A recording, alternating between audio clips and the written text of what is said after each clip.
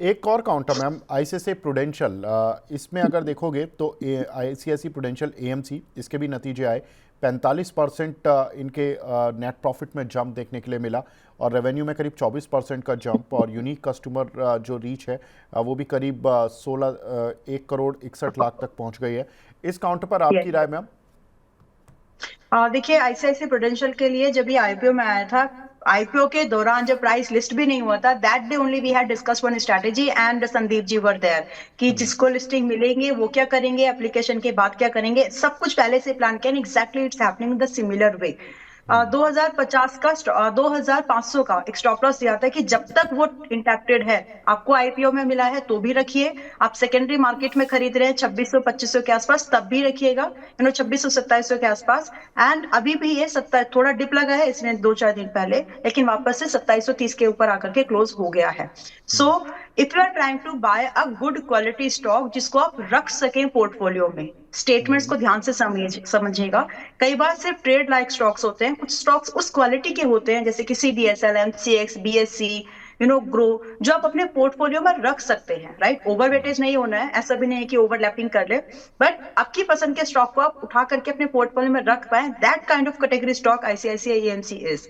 सो अगर आप इसको रख पाए तो रखिए, और लगभग इसमें अभी 2700 गैप अप हो सकता है बाय द वे कल की मार्केट में। अगर ये आपको 2800 के ऊपर की गैप अप दिखा रहा है तो फिर बाय नहीं करना है, लेकिन अगर ये आपको ड्यू टू गैप अप के बाद थोड़ा बहुत प्रॉफिट बुकिंग आ जाती है और 2750 के आसपास भी मिलता है, तो 2500 के स्टॉप लॉस के साथ wait in this counter for at least 2950 first target as, and कम से कम आप इसमें 3200 के टारगेट के लिए वेट कर सकते हैं। अब दायरा कितना रखना है, 2 क्वार्टर्स का समय और दीजिएगा इसको, दैट मीन्स जी, मैक्सिमम होल्डिंग एक मिड टर्म का जून तक का है, बाकी पोर्टफोलियो में रखना है तो कोई प्रॉब्लम है नहीं। बिल्कुल ठीक है। गांधी अमिता मैम काफ़ी आपको थैंक यू बोल रही हैं, और बोल रही हैं आप उनके सिस्टर जैसी हैं, और आपने उनके क्वेश्चन का आंसर बहुत ही प्यार से दी और बहुत अच्छे से दिया। मोहम्मद अल्ताफ साहब हैं, इनका सवाल है अशोका बिल्डकॉन पर। इसमें 305 रुपये के इन्होंने कुछ शेयर लिए हुए हैं। बोल रहे हैं कि this was the first time investing in the stock market, I did not follow A stop loss strategy, please advice. तो मैम, इन्होंने अशोका बिल्डकॉन देखिए 305 रुपये का लिया, और स्टॉप लॉस ना लगाने का जो हाल है वो शेयर पर दिख रहा है आपको। 147 रुपये, लगभग आधा हो चुका है इनकी खरीद से। क्या करें मैम? देखिए, रियल एस्टेट इंडस्ट्री का स्टॉप लॉस वाली बात तो आप ही ने कह दी है मित्तल जी, तो मुझे उसको दोबारा बताने की जरूरत नहीं है। बट प्लीज, स्टॉप लॉस आपके कैपिटल को बचाता है। आपके इमोशंस जब काम नहीं करते, वहां पर अगर आपने स्टॉप लॉस दे दिया ना, then you are free to take a rational decision again.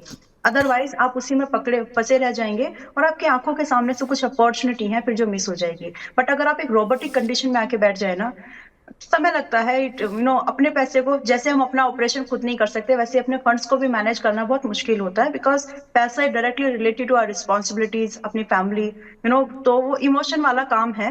But ऐसे ही तो करना पड़ेगा, इसको कोई दूसरा तरीका भी नहीं है। You have to get that, आपको उतना हार्ड बनना ही पड़ेगा अपने खुद के पैसे के लिए।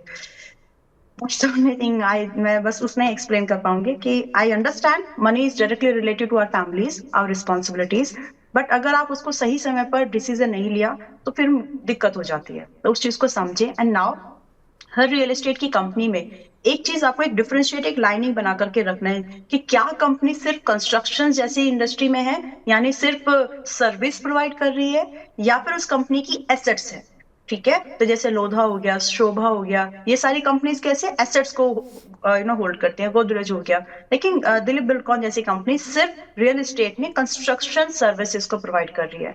तो और इसमें भी ऑर्डर्स, बहुत टेंडर्स, इनकी भाषा में इसको टेंडर्स बोलते हैं, और अगर टेंडर्स टाइम से नहीं मिले, एग्जीक्यूट नहीं हुए, तो फिर कंपनीज के हाथ से बहुत प्रॉब्लम होती है, और एक एक प्रोजेक्ट कई कई सालों सालों तक चलता है।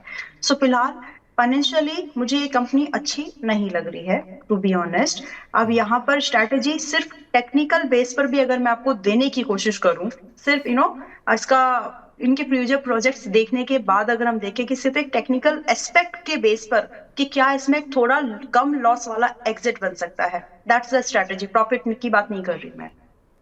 तो उस प्रोस्पेक्ट से if you can make it, only that condition, थोड़ा सा एडिशन 140-45 के आसपास करने की गुंजाइश रखो।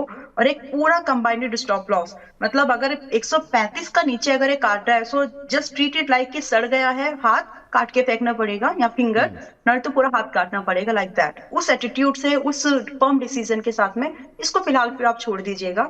और अगर आप कल के मार्केट सेशन या मंडे के मार्केट सेशन में 140-45 मिले तो थोड़ा बहुत एडिशन करिए, एंड एक कंबाइंड स्टॉप लॉस इसके लिए फिक्स कर दीजिए 135 का। एंड पॉसिबली थोड़े से बाउंस आपको मिल जाए तो उसमें आपको 160 रुपए का और लगभग 175 रुपए के ये दो टारगेट आपको मिल सकते हैं अगले 2-3 महीने के अंदर ही। अब इस 2-3 महीने जी। में आपको स्टॉप लॉस मिले, रेस्पेक्ट करिए। आपको अगर प्रॉफिट थोड़ा सा टारगेट मिल जाए ये दो, तो भी इसको रेस्पेक्ट करिए, उससे ज्यादा होल्ड मत करिएगा।